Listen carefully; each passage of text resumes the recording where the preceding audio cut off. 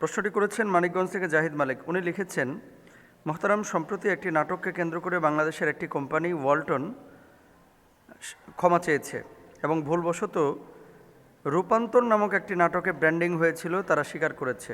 নেক্সটে এমন হবে না বলে তারা জানিয়েছে। নাটকের অভিনেতাও ক্ষমা চেয়েছে।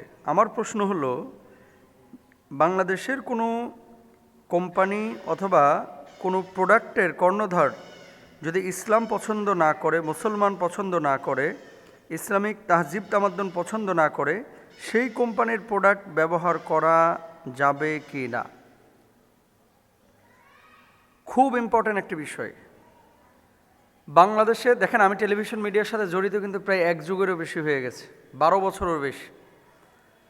তো আপনারা এবং বাংলাদেশে কোনো ইসলামিক স্কলার এই বিষয়টা নিয়ে এভাবে কথা বলে না। আজকে কয়েকটা তথ্য আপনাদেরকে দিব, কারণ আপনারা টেলিভিশনের প্রোগ্রাম সম্পর্কে অনেকে জানেন যে টেলিভিশনে নাটক দেখায়, সিনেমা দেখায়, গান দেখায়, কিন্তু এর পেছনে যারা ফাইন্যান্সিয়াল সাপোর্ট দেয়, যারা ব্র্যান্ডিং করে, তাদের সম্পর্কে আমাদের বাংলাদেশের মানুষের 95% মানুষের ক্লিয়ার কনসেপ্ট নেই।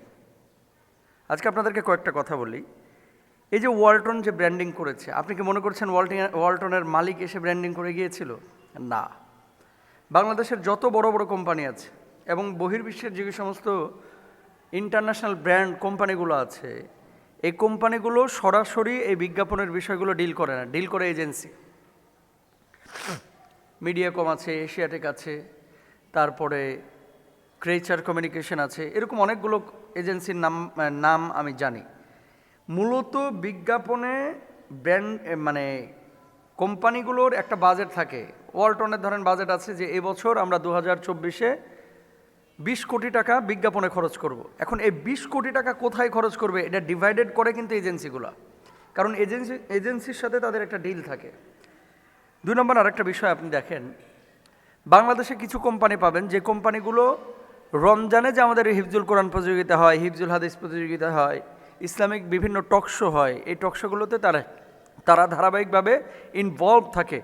এমন কিছু কোম্পানি পাবেন যে কোম্পানিগুলোকে আমাদের কোম্পানি মনে করি, যে বাংলাদেশের কোম্পানি মনে করি, কিন্তু এদেরকে কখনো আপনি ইসলামিক প্রোগ্রামে পাবেন না। কিন্তু এমন প্রোগ্রাম, যে সমস্ত প্রোগ্রামগুলোর কারণে মুসলমানদের হৃদয়ে রক্তক্ষরণ হয়, এই সমস্ত প্রোগ্রামে আবার এরা ব্র্যান্ডিং করে। আচ্ছা, কারা ব্র্যান্ডিং করে না আমি যদি এখানে সরাসরি নাম বলি, নেগেটিভ মার্কেটিং হবে, আমি সেটা বলতে যাচ্ছি না। কিন্তু কারা ব্র্যান্ডিং করে ইসলামিক প্রোগ্রামগুলো, আমি উল্লেখযোগ্য কয়েকটি কোম্পানির নাম বলতেছি।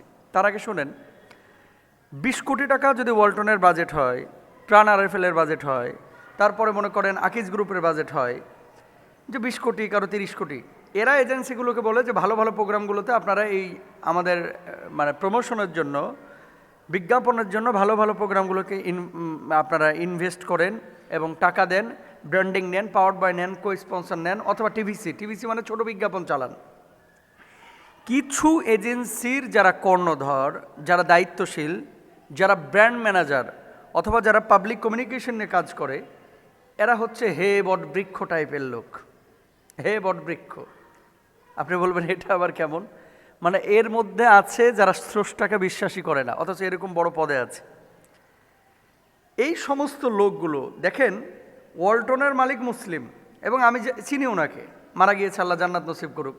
দাড়ি ছিল, তার টুপি ছিল, একজন ধর্মপ্রাণ মুসলমান।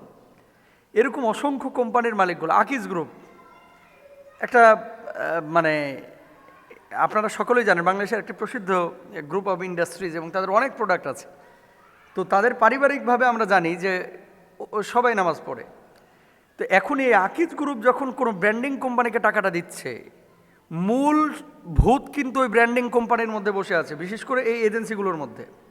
কারণ কোনো কোম্পানির মালিক এই ব্র্যান্ডিংয়ের টাকা নিয়ে মনে করেন আরেকজন কোম্পানির কাছে দিয়ে আসে না, অথবা কোন প্রোগ্রামে ব্র্যান্ডিং করতে হবে এত টাইম কোম্পানিওয়ালাদের নাই, কিন্তু এই ঘটনাগুলো ঘটায় মূলত হচ্ছে এজেন্সিগুলো। আপনাদের কাছে একটা কথা বলবো, ইসলামিক প্রোগ্রামে যারা ব্র্যান্ডিং করে, এ সমস্ত কোম্পানিগুলো সাধারণত ইসলামকে পছন্দ করে। এমন কিছু কোম্পানি, আজকে নাম বললে আমি বলতে পারবো, আপনারা বুঝে নিন, সারা জীবনে বাংলাদেশের স্বাধীনতার পর থেকে না বিটিভিতে, না বাংলাদেশের এখন চলমান স্যাটেলাইট চ্যানেলগুলোতে কোনো ব্র্যান্ডিং এদেরকে পাবেন না ইসলামিক প্রোগ্রামে। পাবেন কাদেরকে? বাংলাদেশে এবছর রমজানে যে কোম্পানিটা সবচেয়ে বেশি ইসলামিক প্রোগ্রামে ব্র্যান্ডিং করেছে বিআরবি কেবল, বিআরবি আর কি, বিআরবি হসপিটাল, বিআরবি সবচেয়ে বেশি ইনভেস্ট করেছে এবছর। তাহলে বিআরবি ইসলামকে ভালোবাসে, আমরা বিআরবিকে প্রমোট করব। ইসরায়েলকে প্রমোট করার কারণে যদি কাউকে আমরা বর্জন করতে পারি, ইসলামকে প্রমোট করার কারণে তাকে আমরা কলিজার পাশে আমাদের জায়গা দেবো, তাকে আমরা অ্যাকসেপ্ট করব। এগুলো কিন্তু হুজুররা বলে না, এবং এই সম্পর্কে কারো ক্লিয়ার কনসেপ্ট নাই। আসলে কোনো কোম্পানি, কোনো ব্র্যান্ডিং কোম্পানি, কোনো প্রোডাক্ট সে ব্র্যান্ডিং করে না, ব্র্যান্ডিং করে মালিকও না, ব্র্যান্ডিং ওই কোম্পানির কোনো কর্মকর্তা করে না, ম্যাক্সিমাম ক্ষেত্রে এজেন্সিগুলো করে। আর এজেন্সির মধ্যেই মূল ভূত আছে। দেখেন রূপান্তর নাটককে ইস্যু করে আমরা ওয়ালটনকে ক্ষমা চাওয়াইলাম, ওই অভিনেতাকে ক্ষমা চাওয়াইলাম, এজেন্সির কথা কিন্তু একজনও বলে নাই। মূল ঘটনা আকামটা করছে কিন্তু এজেন্সিগুলো। আমরা দাবি করি এই এজেন্সিকে আইনের আওতায় নিয়ে এসে বিচার করা উচিত। এই এজেন্সিকে, যে এজেন্সি কাজ করেছে, বিআরবি ব্র্যান্ডিং করে, তারপরে স্ট্যান্ডার্ড ব্যাংক করে, তারপরে নগদ ইসলামিক করে, এরপরে আল আরাফা ইসলামী ব্যাংক করে, ইসলামী ব্যাংক করে, তারপরে আকিজ গ্রুপ করে, প্রচুর ইনভেস্ট করে, পিএইচপি গ্রুপ করে, জিপিএইচ ইস্পাত করে, এসসিআরএম, সিএসআরএম, এসএআরএম, বিক্রমপুর স্টিল, এই সমস্ত স্টিল কোম্পানিগুলো ইসলামিক প্রোগ্রামগুলোতে ব্র্যান্ডিংগুলো করে। তারপরে আপনার এবছর আমি প্রথম দেখলাম যে ইন্টারন্যাশনাল কোনো আপনার ব্র্যান্ড যেটা ইসলামিক প্রোগ্রাম ব্র্যান্ডিং করেছে, সম্ভবত লাইফ বয়। তো তারপরে আপনার রেজার কোম্পানি বিভিন্ন বাইরের, এরা ইসলামিক প্রোগ্রামগুলোতে ব্র্যান্ডিং করে ফুড রিলেটেড প্রোডাক্টগুলো। এখন আপনি বলবেন যে হুজুর আপনাদের প্রোগ্রাম দেখেন এর লাগে ব্র্যান্ডিং করে না। আপনি জানেন যে বাংলাদেশের এমনও প্রোগ্রাম আছে যে একটা রাত লাইভ করার জন্য একজন শিল্পীকে 15 লক্ষ টাকাও দেওয়া হয়। একজন শিল্পীকে এক রাত্রে 5টা গান গাওয়ার জন্য। আমি তার নাম বলতে চাচ্ছি না, এটা টেলিভিশন মিডিয়ায় যারা আছে তারা জানে। এক রাতের জন্য 15 লক্ষ টাকা শুধু শিল্পীকে দেওয়া লাগে। চ্যানেলের চাং খরচ হচ্ছে 5 লক্ষ টাকা, তার মানে 20 লক্ষ টাকা। এক রাত্রে 20 লক্ষ টাকা খরচ করে, আর ইসলামিক প্রোগ্রামে 3 লাখ টাকার লেগে যায়। 3 লাখ বিভিন্ন যারা চাঙ্কের কাজ করে আর কি, করে ইসলাম কে দেখে, ইসলামিক প্রোগ্রাম কে দেখে, এরকম কিছু কোম্পানি আছে।